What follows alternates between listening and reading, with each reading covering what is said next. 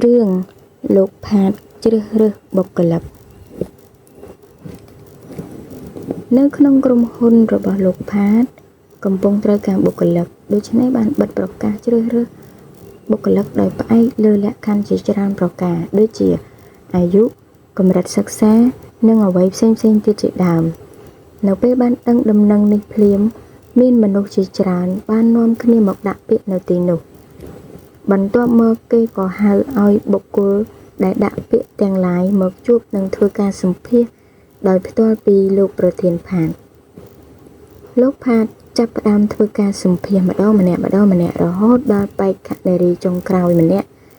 ឈ្មោះនារីដែលបានចូលមកអង្គុយរង់ចាំការសម្ភាសន៍អស់ពេលជាយូរក្រោយមកលោកប្រធានផាតក៏លើកប្រវត្តិរូបសង្ខេបរបស់នាងមកពិនិត្យរួចគាត់ក៏និយាយឡើងយ៉ាងម៉ឺងម៉ាត់ថាគុណសម្បត្តិរបស់អ្នកនាងដូចជាមិនសមស្របនឹងតម្រូវការខាងក្រុមហ៊ុនយើងទេឲ្យខ្ញុំសុំទោសផងគ្រាន់តែឮដូច្នោះភ្លាមនាងប្រែទឹកមុខអស់សង្ឃឹមតបទៅវិញថាលោកនាងខ្ញុំពិតជាមានការតាំងចិត្តខ្ពស់ក្នុងការងារនេះខ្លាំងណាស់នាងខ្ញុំនឹងខំប្រឹងធ្វើការឲ្យអស់ពីសមត្ថភាពរបស់ខ្ញុំសូមលោកមេត្តាផ្ដល់ឱកាសឲ្យខ្ញុំម្ដងទៅ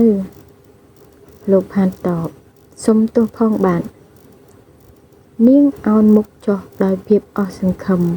ពេលនោះនាងក៏សម្លឹងឃើញម្ជុលមួយធ្លាក់នៅលើឥដ្ឋហើយក៏អោនរើសវាឡើងមកជូតនឹងដៃអាវរួចដាក់ទៅលើតុវិញយ៉ាងប្រយ័ត្នប្រយែងបំផុតរួចនាងក៏ដើរចេញទៅ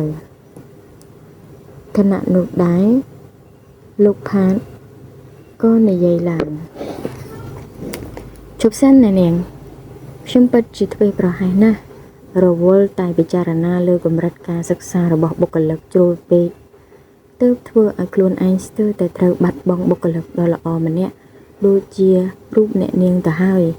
សូមអ្នកនាងយល់ព្រមធ្វើការនៅក្រុមហ៊ុនរបស់យើងទៅយើងពិតជាត្រូវការមនុស្សដែលស្គាល់ពីសារៈសំខាន់សូម្បីតែរឿងតូចតាចដូចជាអ្នកនាងអញ្ចឹងនារី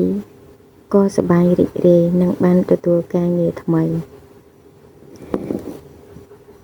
រឿងនេះគឺចង់បញ្ជាក់ពីមនុស្សដែលមិនស្គាល់តម្លៃរបស់វត្ថុតូចតាចក៏មិនអាចឈានទៅសម្រេចកិច្ចការធំៗបានដែរ